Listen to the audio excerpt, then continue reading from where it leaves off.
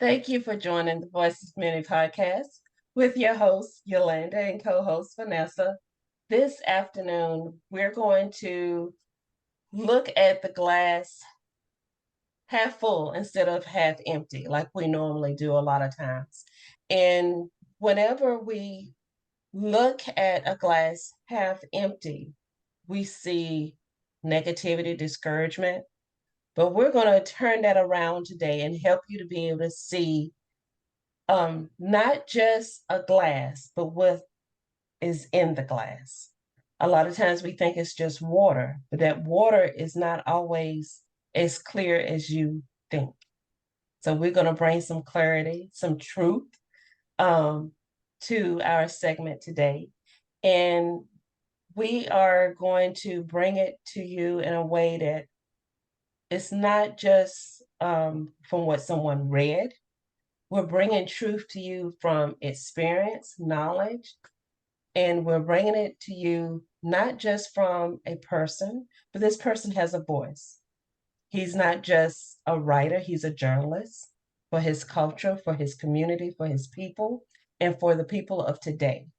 We have with us the author of Haiti Between Pestilence and Hope. We have Fritz Octave, and we want to say thank you and welcome to the mic with the Voice of Many podcast. Thank you, Yolanda. Thank you, Vanessa, for having me. I'm glad to be here. We're looking forward to a good discussion. I'm really honored to be with you.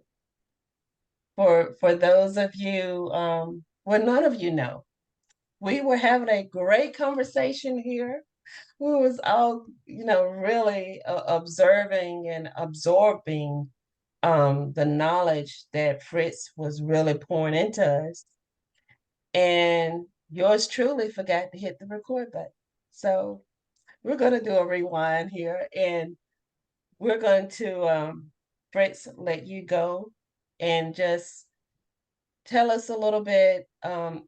In talking, we are also covering your book as well, but to talk about a little bit about yourself and brush everyone up on the history, your upbringing, and your life in itself. I was born and raised in Haiti in a remote village. I always say remote village because I see my birthplace as a place that was forgotten at a time when I was um, growing up. Not just my time, but time before, way before that. My parents, my great parents, my great parents. So if I was born in the middle of the 70s and then I felt so neglected, so rejected by my own people, my own government system. So no wonder for people that were lived 80 years before that, because Haiti was basically Haiti became an independent country in 1804. That's very close to the United States of America independence. We were the first two nations, you know, that get out of colonization very early in the 19th century. The United States at the end of the 18th century, and then Haiti right at the beginning of the 19th century. Um, but to say that it's a system that just neglected people, that was neglecting the people, its people, a system that was basically tailor-made for a certain group of people, a certain caliber of people, and then reject the rest of the population. No basic infrastructure. Haiti is very small. It's the size of Maryland. One from one region to another. It's the longest distance from the capital city to any point in Haiti. It's about 300 miles. No more, no longer than that. There's any line. So they'll consider the capital city as a center because it's in certain part of Haiti. It's like a kind of, you know, the shape of the Haiti if you're looking at it in the map. So where Port-au-Prince is basically kind of the center of Haiti. So the longest distance from Port-au-Prince to any province or countryside will be around 300 some miles. So I was born in the northwestern part of Haiti, which is very close to Cuba. So if it's south, you know, southwest, northwest, so it's not that far in distance. It's in my village where I was born is probably like give and take to by 153 to 155 miles away from Port-au-Prince. Okay. But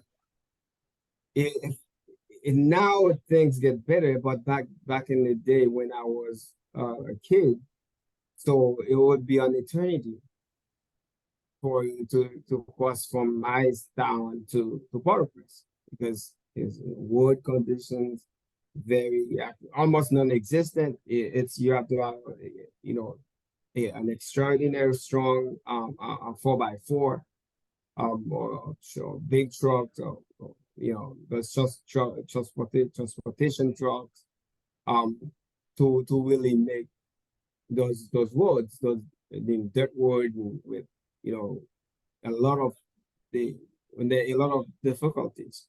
So it'll take hours, 6, 7, 8 hours at time to make like about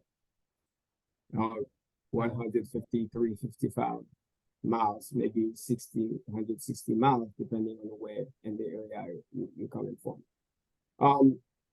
During that time, when I was 6, 7, 8 years old, there were, as I said, since there was no government presence in the area, except for a few guys that would come in from time to time to just collect the taxes. God knows if that this money ever reached the central government in West anyway. But they will come in to the marketplace when the farmers selling the goods and you know livestock and then tax them, take the money on the way, and then you never see them until the next day for marketplace open again. But other than that, there's nothing. There was, I recall this. My dad, you know, was telling us a story about a public school, like elementary school. It's the only one that was in the entire community of about 20,000 people. Scattered apart from one the hills to another plateau from the valley in everywhere because there's no connection really. So everyone they build their little home somewhere between from the inheritance from whatever the great grandparents and from generation to generation left, and then people continue to build their homes and so they can live their life outside of the main system, political administrative or any kind of system he had back in that time. So during that time, since there was only one public school, I mean, for God knows how many kids, and then so scattered apart, so to walk on foot kilometers, miles away to come to that school, and God sent us some missionaries from America, from notably the United States, certain Baptist missionaries, and also some Canadian missionaries. They will come into the area and build churches and school, and in every pocket where there's a significant group of people living there in different villages, and we call them habitation. So where you have a conglomerate of people living there, so they just live in like in community. We call that la cour also. La cour is like the yard, and then if you translate the word for word, literally in English. There'll be the young, the people, you know, from time after they finish working in the farm, they will gather on the trees and then, you know, play music and then enjoy and have a good time, have a good life, and then not worrying about insecurity, not worry about anything because there's no such thing, and everybody live in good community, brotherhood, um, uh, um, taking care of each other regardless, and the neglect from the central government. Nobody worry about that. It's just even the only thing is they would appreciate if the central government could provide them the support, the infrastructure necessary for them to get life a little bit easier than they have in it. But other than that, they find they work hard, they work hard. I grew up in a family of 13 kids. Basically, you know, 8 on my mom's side and then 5 extra on my dad's side. So all have siblings because you know we're not the same mom, same dad. It's all like that, and it's a culture, it's a history, it's conditions, it's a situation that people live in Haiti years and year out because of you're lacking a lot of things and a lot of sometimes lack of education, sometimes you know just do things by customs and yes, you don't know better, and then people end up being in situation that you in other world in this other side of the world they would feel like this is not normal, but for them it's very normal because they live their life, they enjoy it, and they share together whatever they have in good community, love, compassion, value for each other. That's and then hard work and faith, strong faith. That's my basically my childhood life. That's what I know. My dad, still strong value in myself, and you have to have good character. You have to have respect for elders. You have to respect. You have respect for God. Respect for your family members. Anyone you get on your own. Love everyone unconditionally. You don't need to know them. You don't need to know who they are, where they're from, what the background. It doesn't matter. If people are people, regardless where they're from. Have respect for everyone, and be yourself, but in a good way, in a positive way. Everywhere you go, try to have an impact positively and not leaving any negative mark on your name anywhere you go. Then that's basically my childhood. Well, Vanessa, you want to reiterate your question earlier about the education? Yes, I was going to say that your parents did an amazing job because you were able to become very independent at that time because you didn't know when food or money was going to come because it wasn't a sure thing. And for you to have that stability and knowing that, hey, I'm going to fight, and the reason why you were doing it, I commend you on that because in not just American society, but all over, a lot of kids aren't able to push through or have that mindset of, hey, I'm not going to go down the wrong path. I'm still going to do what I put myself on this road to, and everyone in my family helped push me to do. And that takes a lot. Yes, and yes, indeed. That's the reason why you see what God gave me to kids, and at times, they probably think I'm too harsh with them, too hard, but it's not because I'm looking at in my context, in my perspective, at the way I was raised and things I went to life and looking at them, the opportunity they have here.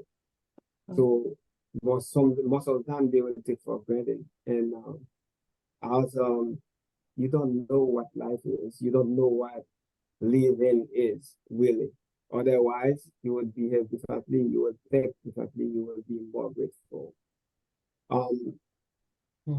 So by age 13, 14, that's when I had to leave my parents. I had to leave my parents in back where I was born in the northwestern part of Haiti, close to Cuba, about 150 to 160 miles away from the capital city, Port-au-Prince, because after about eighth, ninth grade, you stop and then you get stuck because the school, the missionary built in the community, they don't have the advanced grade for you to continue on your education. So you have to leave the area and quest for education in a larger city where there's better infrastructure, there's more schools, and where the government presence is more active.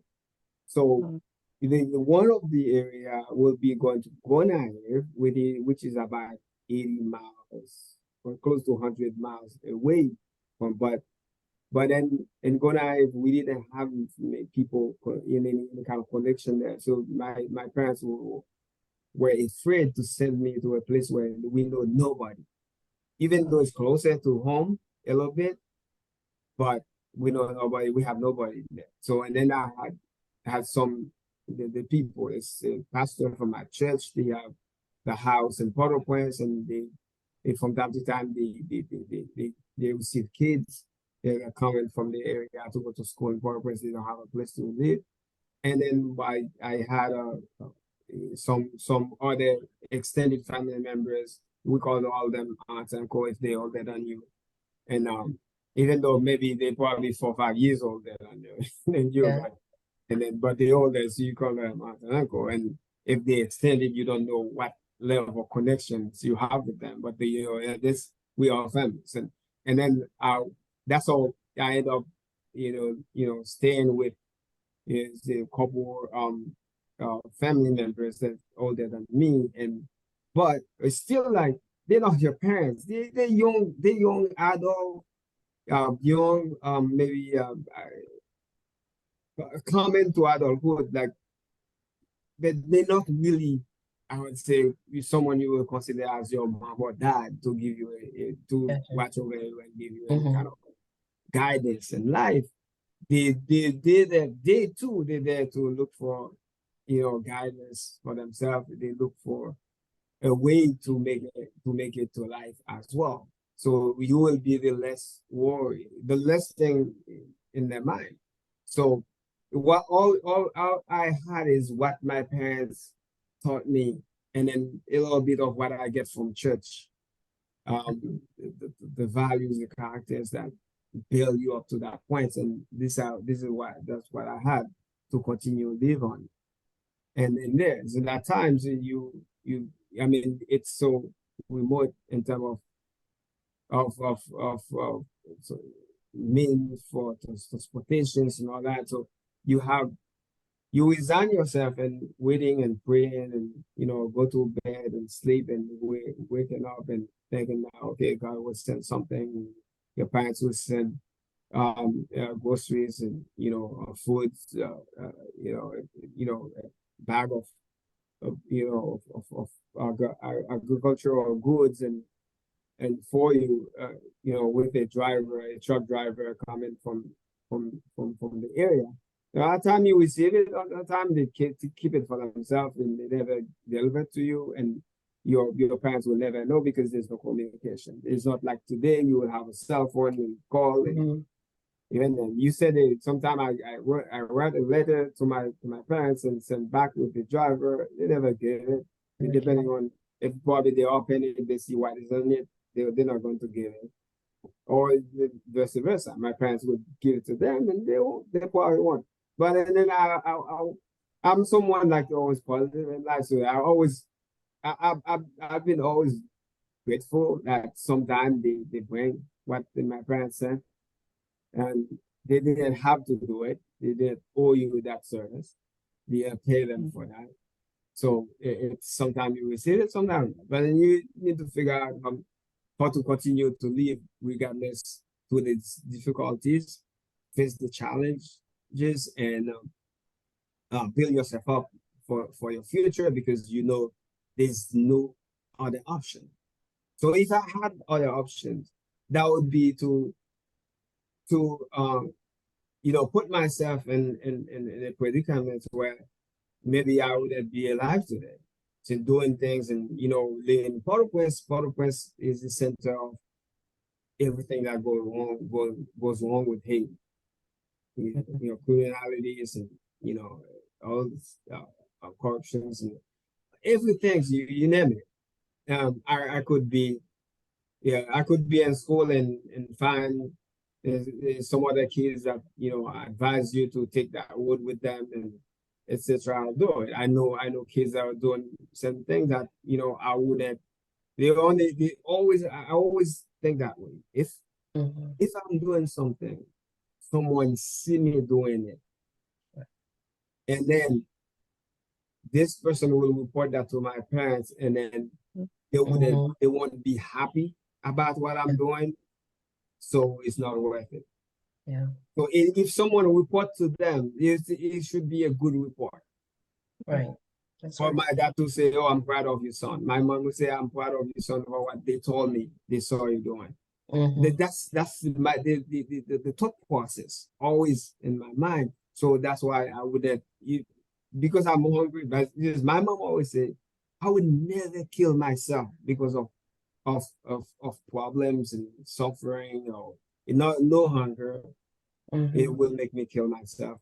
No poverty, nothing in life will make me kill myself, because when good times come, I need to be able to live it and enjoy it. But if you kill yourself prematurely and then die, you will never know the good time. That's her philosophy. And then I said, okay, I understand that. Okay, I know what she meant. So I'm going to keep fighting regardless of the situation, regardless of what I feel I'm facing. And then my character is shaped for a better future. So then I'm going to keep going that way. And then that's all, I passed through all the difficulties in Port-au-Prince. I finished, my high school with high notes. And then after that, I entered the state university. And then back then, but now it's a little bit easier, but back then, to get into the state university, it was so difficult because what? The state university is the only major, premier education opportunity in the country. So what you have some private school, but they kind of technical school, they call them university colleges, but they're not really, they don't have the infrastructure, they don't have the mean. Really, it's basically a business somewhere and out of their way to make money, but they're not focused on education, as opposed to the state education system. The state university is publicly funded, and then it's basically the goal is to provide education. It's not they're not there to make money. It's not a business. Right. So they will. It's the most serious system that was there back in that time. So, but it's too small. For the number of kids that will come in after the high school graduation, so they cannot support that. They have only 11 units inside that university system, 11 colleges. But then in the college I attended, could only take 100 people at a time. Wow. Like 100 as a new promotion. So every year, 100 come out and then 100 replace them. So it's not like 100 in total, but 100 they can accept at a time. They cannot accept more than 100. So what this is how they manage this situation.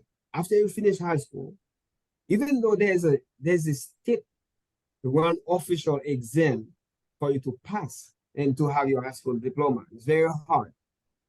They make it hard because they want to hold a lot of people back because they don't have infrastructure to receive them. So they make it so most people will fail. They give you an exam especially to fail. And then you have to be very smart. You have to really work hard in order to pass that exam. And then you pass it, okay, all right, I have another place I'm going to block you. and then get to university now for me. Let me see. And they give you an exam that's even harder to get Wow. admitted to the state university system. And then that's how a lot of kids, a lot of well-talented children, they had no opportunity back then. There would be resources that are wasted because the system is they cannot be overcrowded. They cannot, they don't have the Overcrowded. capacity to receive so what is waiting for them, and then so they make it hard for you, and then so they can hold you back. So I will study hard and then pass that exam and I get admitted. So I get admitted. So there's 11. You have the 11 choices. You can register in all 11, and then you take an exam for each one of them. So if you want, some kids will take 3, some take because it's hard. I mean, if you want to go to School of Medicine, so they give you an exam like you were already a doctor. Yeah, hard biology and natural sciences, like terrible. Like you have to study, you have to prepare yourself to get that. You want to go to engineering school, you may okay, you already there. You're a scientist already. Okay, so I get I registered to 3 of them because from early on I knew I wanted to be a journalist because I wanted to be that voice to go back to my community and go to other similar communities that facing the same issues to be able to take their voices, take the issues.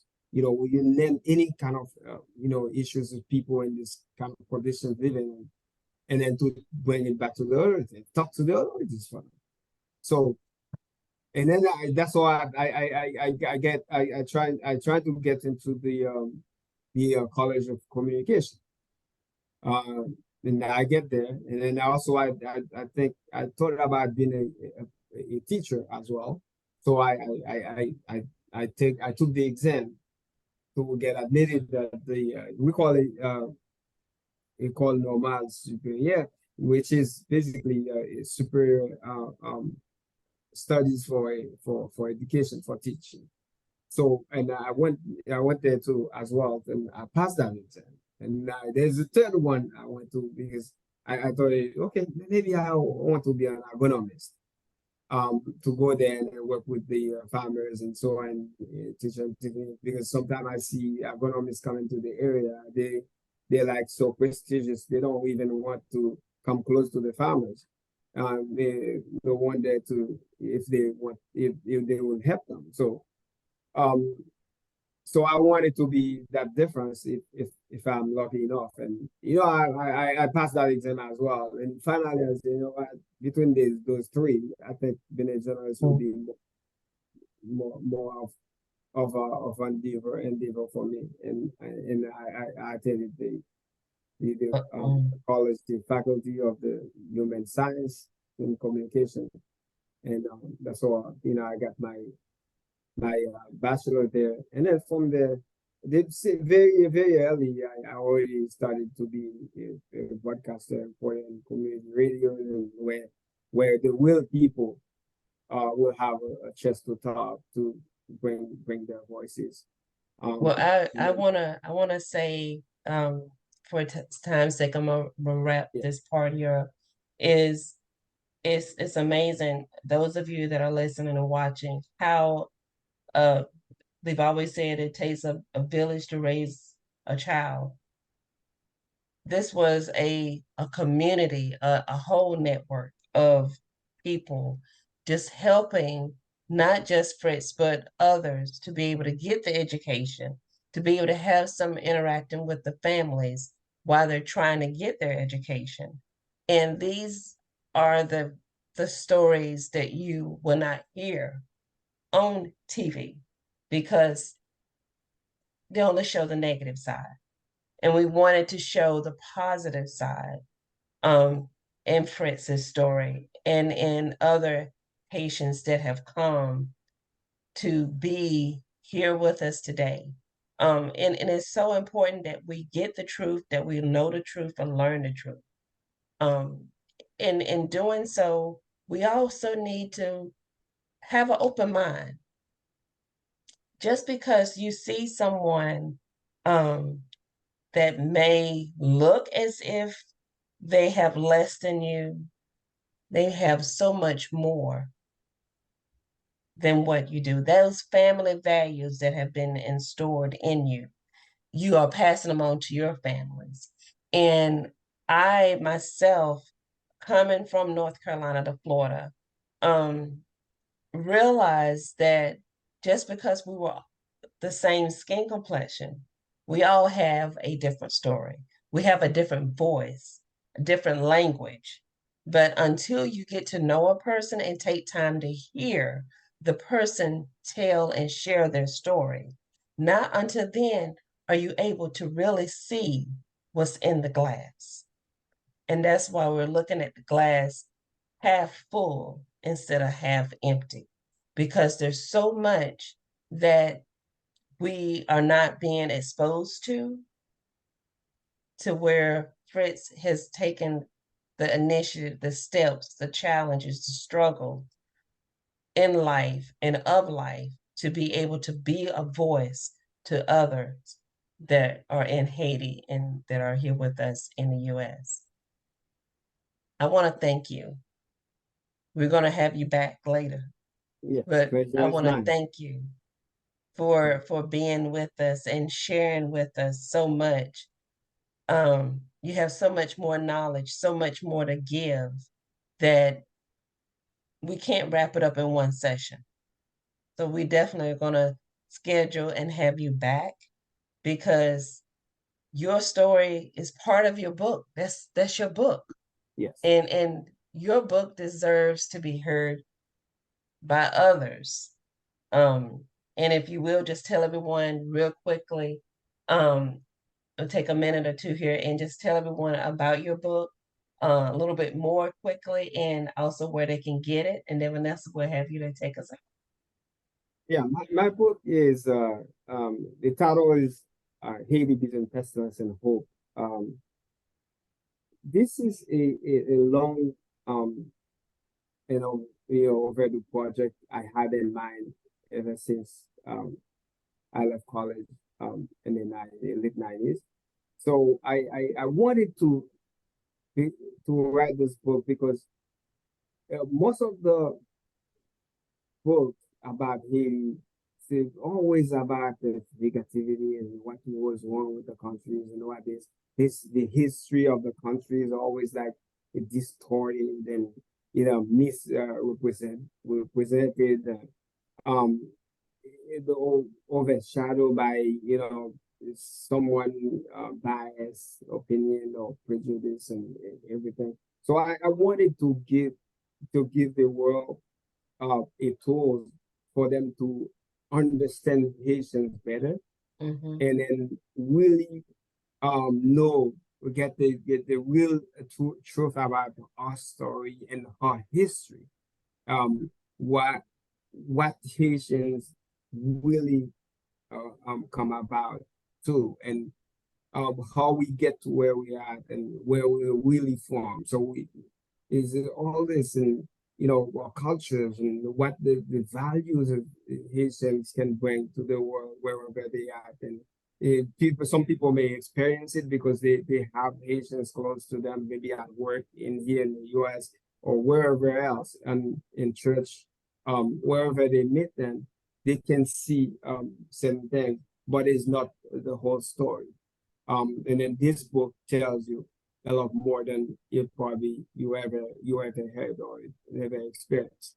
The book is available everywhere.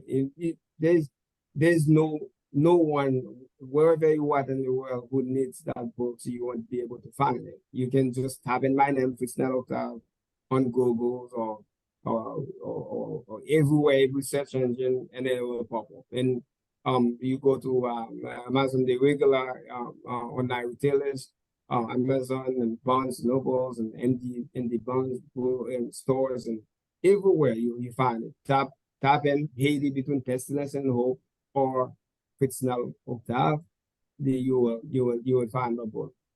If I have a website, fritzneloctave.com, and so on. So yeah, I hope that people find it and read it. The story it's not just my story. It's the story of Haiti. It is the story of our people. A lot people may hear about Haiti, but then they don't really hear about the real Haiti. So this book tells you about the real Haiti. That's awesome. So, Miss Vanessa, I'll let you take us out. I want to thank you for being with us because you're showing us how a lot of things we take for granted. Yes. And that I want to thank you for and for sharing, like you said, not just your story, but everyone in Haiti's story as well. For those of you who are watching or listening, please don't forget to hit that like and subscribe button. If you're watching us on YouTube, please also don't forget to hit us up on our social media outlets as well if you have any questions or suggestions. And we will talk to you all later.